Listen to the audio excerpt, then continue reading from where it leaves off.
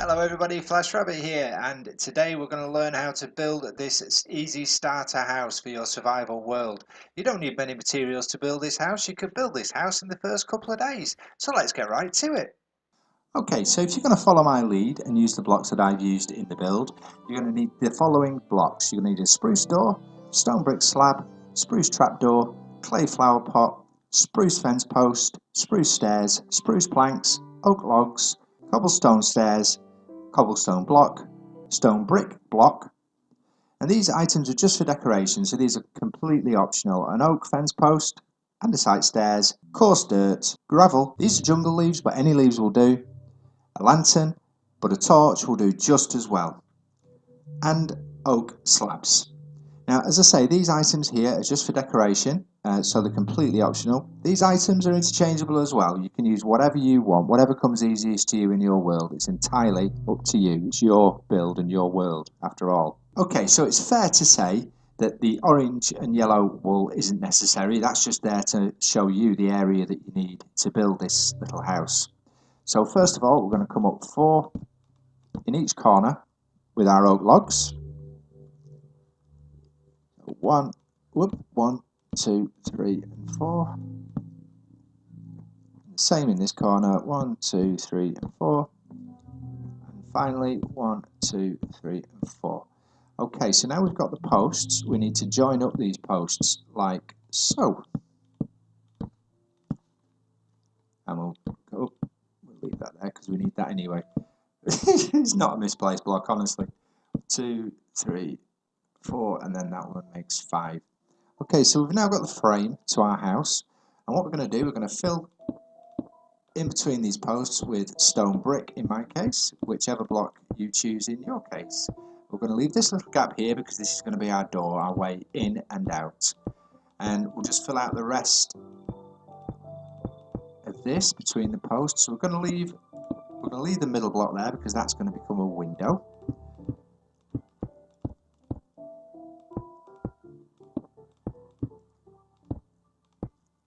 Again, leave a block because it will be a window. And we'll do exactly the same on the back. And we'll leave that block as a window. Now get your fence posts, your spruce fence posts, and just pop them in there. And that finishes that off. You can at this point, if you like, pop your door on. I usually like to pop it on from inside, so one, it opens outwards, and 2, as you can see when you close it, it gives this little indent, so it gives a little bit of depth to your build. Okay, so now we'll get on with the roof.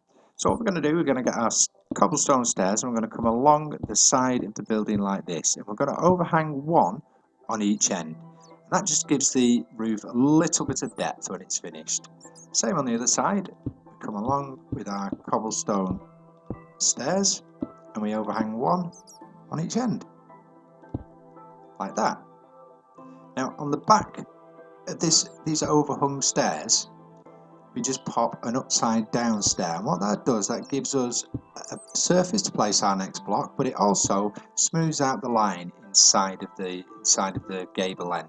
You'll see what I mean when we've done it.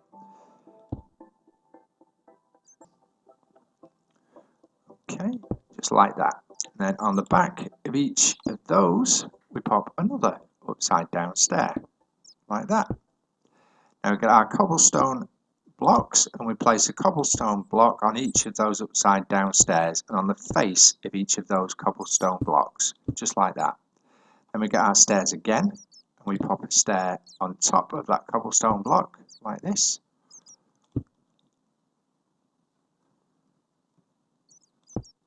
And then a cobblestone block again, just to fill in the middle, like that. Now, we need our spruce stairs. What we're going to do, we're going to come along in between the cobblestone stairs on each end, just like that. Same on this side, like that.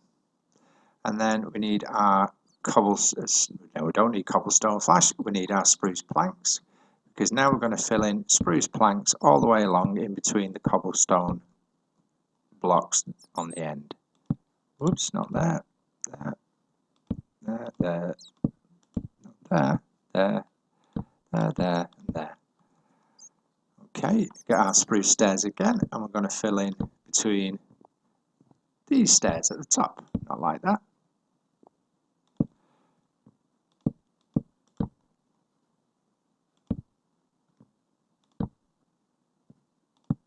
Just like that, and then on the other side as well.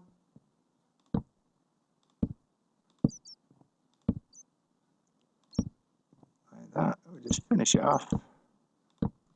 There we go.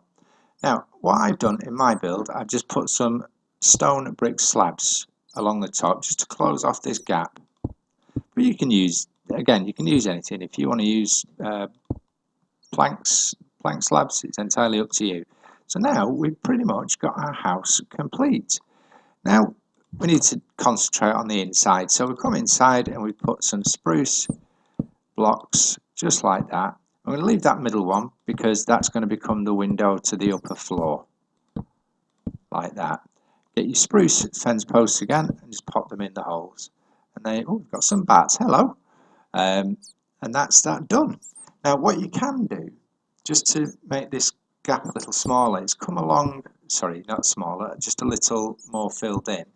You can just put your slabs along there like that, so you've got a flat surface. Okay, now we need to come inside and take care of our floor. Now I've used oak slabs for the floor simply because it's different to the wood we've used on the roof, and it offers a bit of variation, a bit of difference, so it's not all samey. I'd recommend you do the same. You don't have to use oak, use whatever wood you like, just make sure it's different to the wood you've used on the roof. Okay. And now for the second floor, on top of your stone brick blocks, on the third level, just place some slabs along there like that. And that makes for your upstairs.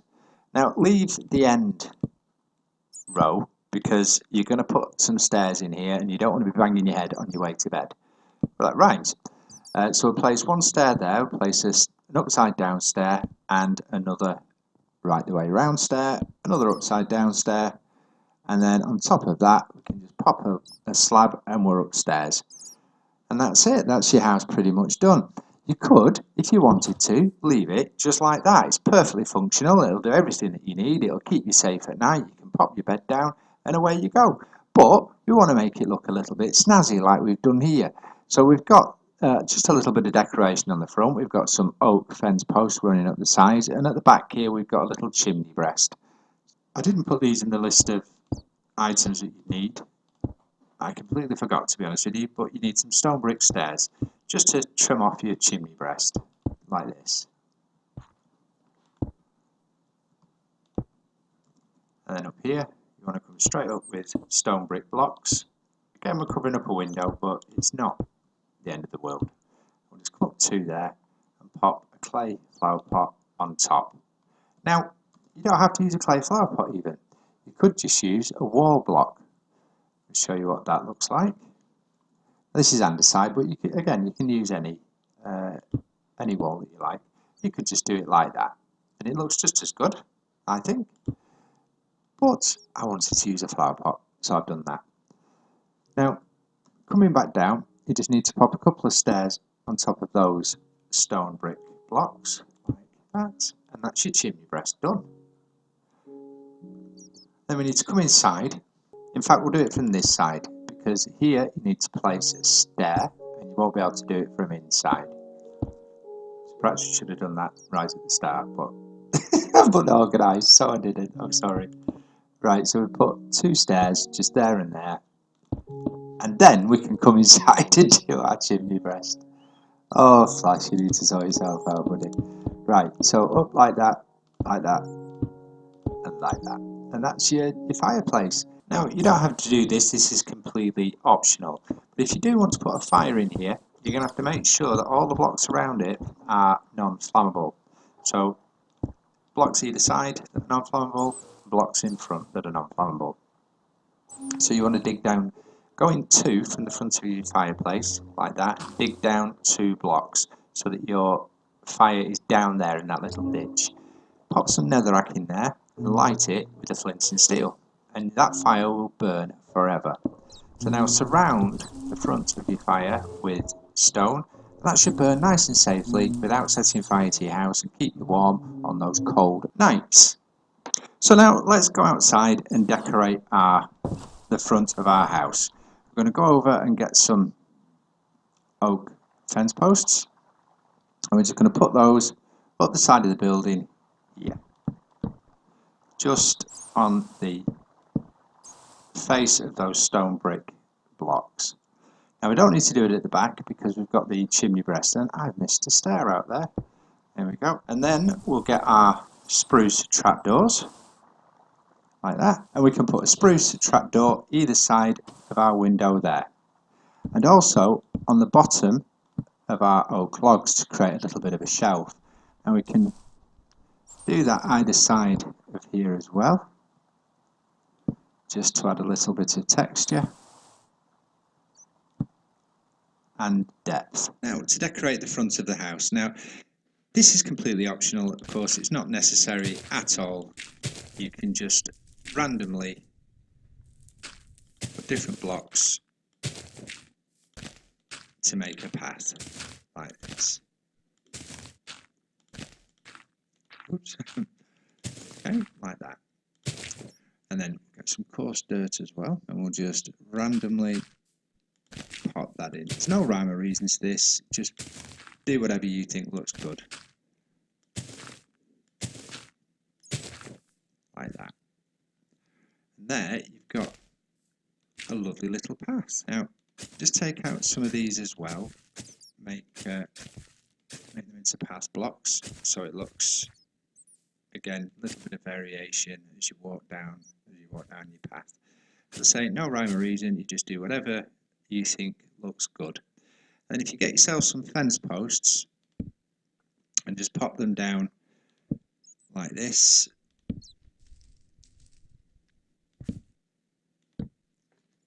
now what you can do there is you can either pop a torch or a lantern on them, and either are as good as each other, so just do whatever you feel or whatever you think you've got the resources to do. You can put lanterns or torches on top of those posts, it's entirely up to you.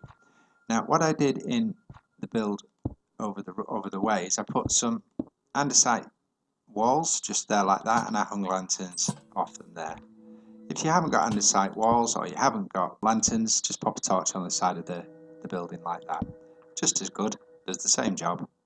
I just think lanterns look a little better, but I understand they're not always available right at the beginning of your world, so whatever you choose to do is absolutely fine.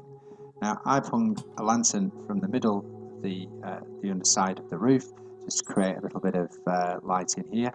Now what's left to do in here is to choose your bed, whichever bed you want. I'm going to choose purple, and we'll just pop a bed there, and also you can get yourself some chests. You don't want a trap chest, just a ordinary bog standard chest will do us fine. Just put a chest down to keep all of your valuables safe. You can even get your crafting table and pop it under there so it's out of the way. Now you can make a little farm area outside of your house if you like. If you make it one, no, not like that, Flash. Come on, son.